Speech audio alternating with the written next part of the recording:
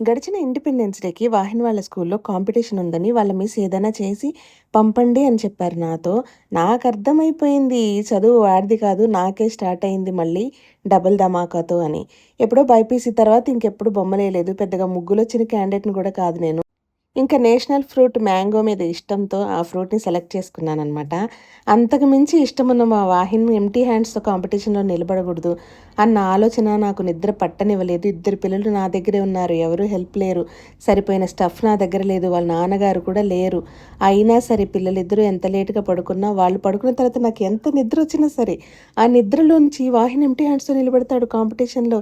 ఈ ఛాన్స్‌లో తను ఖచ్చితంగా పార్టిసిపేట్ చేయాలి అని చెప్పిన ఆలోచనతో నేను మిడ్‌నైట్ వరకు మేలుకొని ఇది మేక్ చేసి పంపాను. చాలా బావుంది. మీకు కూడా నచ్చితే లైక్ చేయండి. నేనున్న ఆ సిట్యుయేషన్‌లో ఆ కాంపిటీషన్‌లో పార్టిసిపేట్ చేయడానికి వాహినికి రెడీ చేసి ఇవ్వడం అనేది చాలా big challenge. But I made it. ఆ హ్యాపీనెస్‌లో అసలు ప్రైజ్ రావడం రాకపోవడం అనేది అసలు మ్యాటరే కాదనిపించింది నాకు.